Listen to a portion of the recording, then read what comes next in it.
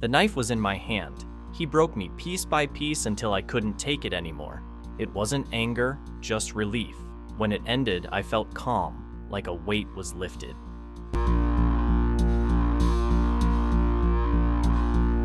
My name is Daniel Carter. I know people will judge me for what I did. They always do. But they don't know the full story. They see headlines and hear rumors, but none of them understand what really happened. None of them were there. I'm not here to apologize or ask for forgiveness. I don't want pity. I just want the truth to be told from my side, for once. I wasn't born evil. I had a normal life, at least at the start. I was 10 when my mother died, and that's when Richard Holloway stepped in.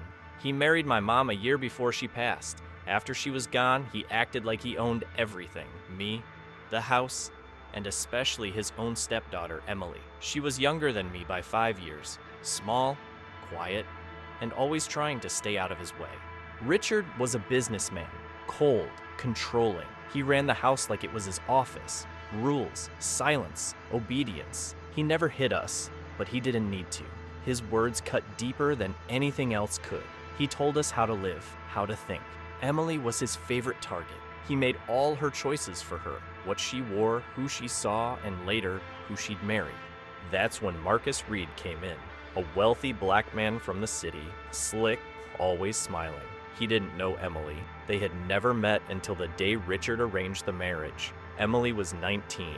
She cried, begged Richard to stop it, told him she wasn't ready. He didn't care. To him, this was a good deal. Marcus had money, reputation, connections. Emily came to me. She begged me to help her. I told her I would, because I loved her. I always had. She was the only person who ever looked at me like I mattered. So I did what had to be done, for her. For me, for all the years Richard kept us in chains. People won't understand, but I don't need them to. I'd do it again without blinking. Emily and I grew up in the same house, but we were never really family. My mother married Richard Holloway when I was 12, and Emily was just a little girl. From the start, it was clear that Richard had plans for her. He controlled everything she did, how she dressed, how she spoke, who she could befriend. She was his possession, something he could shape and use as he pleased. By the time she turned 19, she was barely living. She moved through life like a ghost, always careful, always afraid. Then one day, Richard told her she was getting married. It wasn't a discussion, it was an order. Her husband-to-be was Marcus Reed, a wealthy black man from the city. He was successful, connected, the son of Richard's business partner. But to Emily, he was a stranger. She had never met him, never spoken to him. It didn't matter. Richard had decided, and that was final. She came to me that night, shaking. "I can't do this," she whispered. I had never seen her so desperate. She wasn't the kind to cry, but that night, she did. She begged me to help her, to find a way to stop it. I wanted to help. I wanted to tell her it would be okay. But we both knew the truth. There was no way out. Richard owned her, and in a few days, she would belong to Marcus too. The wedding was small and quick.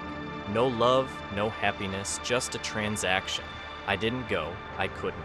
When she came back to visit weeks later, she tried to act like everything was fine. She smiled, told me Marcus was kind, that he treated her well. But her eyes told the truth. She was trapped.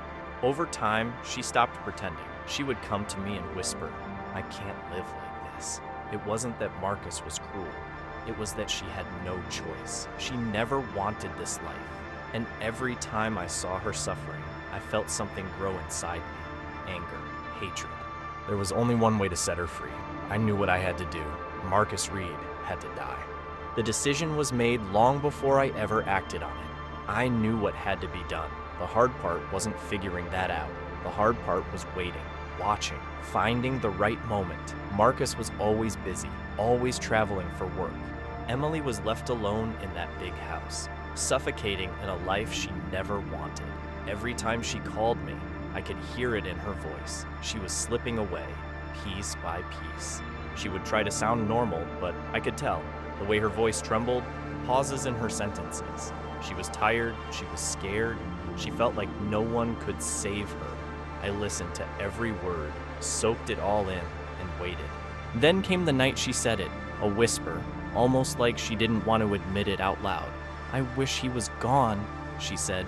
I don't think she meant it the way I took it, but it didn't matter. That one line gave me all the permission I needed. From that moment, there was no turning back. I started planning. Marcus had no reason to suspect me. I was just Emily's stepbrother, just Daniel. We didn't talk much, and he probably thought I was harmless. That was his mistake. I had spent months observing him. I knew his patterns when he traveled, when he came back. I knew his schedule better than he did. I knew when Emily was home and when she wasn't. They lived in a quiet area far from downtown. Their house was on a cul-de-sac, the kind of place where people don't lock their doors because they think nothing bad ever happens. No cameras, no nosy neighbors, just trees, silence, and secrets. The night I chose was a Thursday. He had just come back from a trip to Chicago. Emily told me he would be tired, barely awake. She said she was going to visit our mother's grave that evening. She didn't know what I was planning, but it lined up perfectly. She wouldn't be home for hours. I had the key. She had given it to me months ago in case of emergencies. I let myself in like I belonged there. The place was quiet. The only sound came from the low hum of the refrigerator. I stood in the hallway, letting my eyes adjust to the dark. Upstairs, I heard footsteps. He was moving around, probably changing clothes, getting ready to sleep. The timing couldn't have been better. I climbed the stairs slowly. Each step felt deliberate, heavy, but I wasn't nervous. My hands didn't shake. My breathing didn't change. This wasn't a moment of rage. It was calm, focused. When I reached the bedroom, the door was half open. I pushed it gently. There he was, Marcus Reed. He was standing near the dresser, rubbing his eyes. He looked up, squinting through the dim light. "Daniel?" he asked, his voice thick with confusion. "What are you?" I didn't let him finish. I stepped in quickly, my hand already wrapped around the handle of the knife I brought. Not a kitchen knife, a hunting blade, sharp, reliable. I didn't speak. I didn't warn him. I brought the blade down fast, bearing it into his stomach. His gasp was sharp, broken. He staggered back, clutching at the wound. Blood poured between his fingers, staining the front of his shirt. He tried to grab something, maybe to defend himself, maybe to hold on to something, but he was too slow. I stabbed again. This time in the chest. He groaned, a long, sick sound, and fell back against the dresser. His knees buckled. His eyes locked with mine. They were wide with pain and disbelief. The third stab was the final one, deep, under the ribs. He collapsed onto the bed, twitching once. Then he went still. I stood there for a moment, watching. No guilt, no fear, just silence. The room was filled with the smell of blood. It soaked into the carpet, the blankets, my hands. But I didn't panic. I moved with purpose. I took a towel from the bathroom and wiped the knife clean. I grabbed his wallet and emptied it, tossed drawers around, and knocked a lamp to the floor. I wanted the room to look like it had been ransacked, like someone came in for money and got violent. I checked every surface for prints, wiped down what I touched, and left the knife behind. I made sure nothing pointed to me.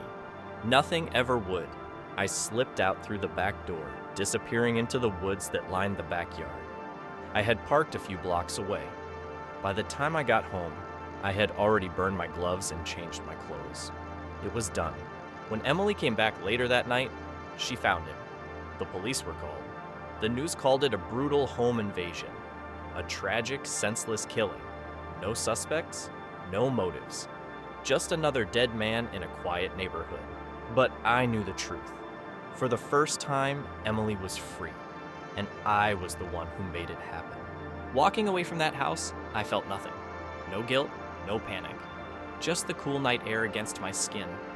I had done what needed to be done, and now I had to be smart. The police weren't idiots. If I made one mistake, they would find me. I had worn gloves the entire time. No fingerprints, no DNA. The clothes I wore were cheap, bought from a secondhand store 2 towns over. As soon as I got home, I stripped them off, stuffed them into a trash bag, and drove out to the river. I burned everything. Clothes, gloves, even my shoes. The flames ate it all, turning any evidence into ash.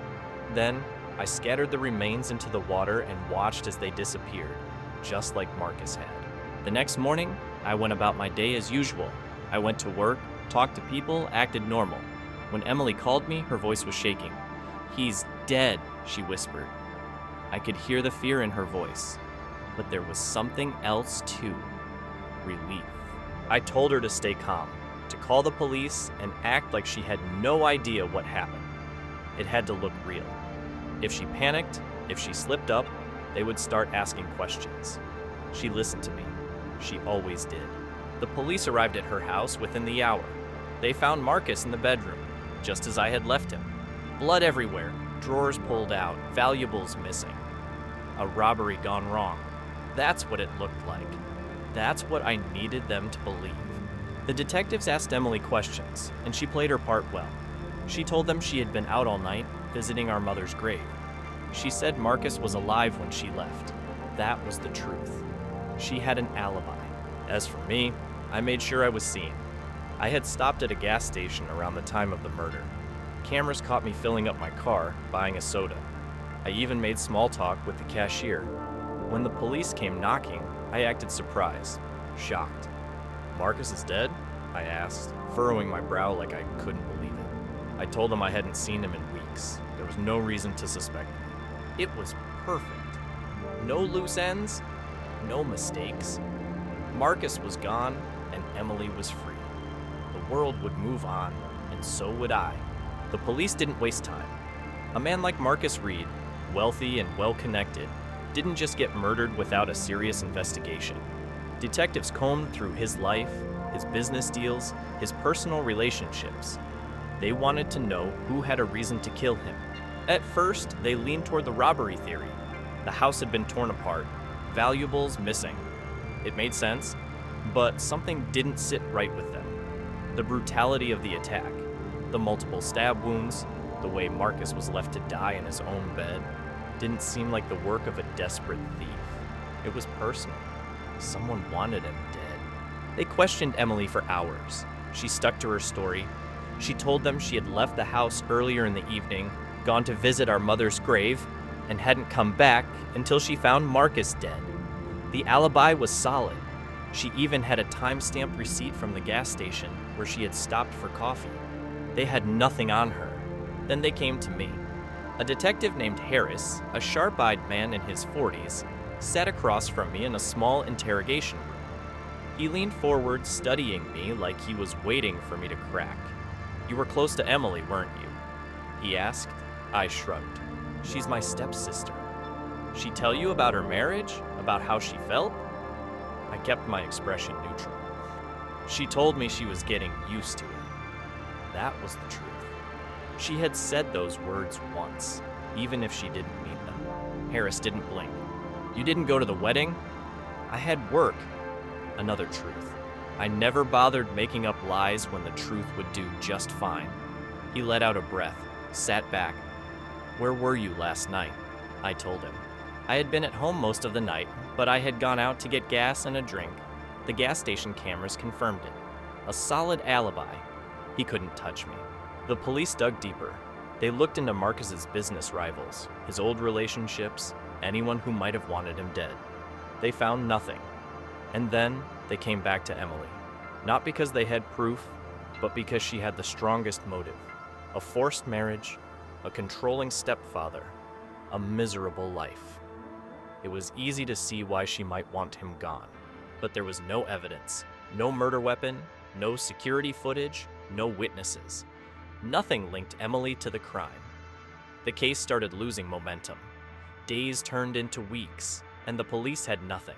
Then Richard Holloway stepped in. He hated that his perfect plan had fallen apart. He hated that Emily was free. He started pushing the police, calling in favors, making sure they didn't forget about the case. He wanted someone to pay for what happened to Marcus, and he had his sights set on Emily. But there was nothing he could do. No matter how hard he tried, the police had no proof. Eventually, the case went cold. Marcus was dead, and no one would ever be punished for it, just the way I planned.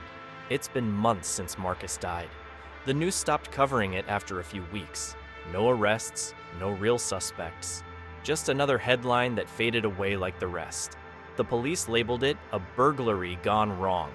They tried to track down leads, but there were none. I made sure of that.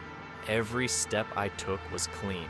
No fingerprints, no witnesses, no mistakes. The case is cold now, buried deep in their files. Forgotten. But I haven't forgotten, and neither has Emily. I still talk to her, though she doesn't know the truth. She thinks it was just a random tragedy. She never asked questions. Maybe part of her knows, deep down, but she doesn't want to face it. Or maybe she just wants to believe it's all behind her, that she's free now. I watch her sometimes, from a distance. She's living in a new apartment now, nothing like the house she shared with Marcus. Smaller, simpler, quieter. She got a job at a bookstore downtown, started taking long walks again, started smiling. She visits our mother's grave like she used to. She calls me and tells me how much better she feels. But she's not free. Not really. Freedom isn't about being alone or getting away. Freedom is knowing no one controls you. And for Emily, that control started long before Marcus. It started with Richard, her stepfather, the man who forced her into a marriage she didn't want, the man who shaped her fear. Marcus was only part of it.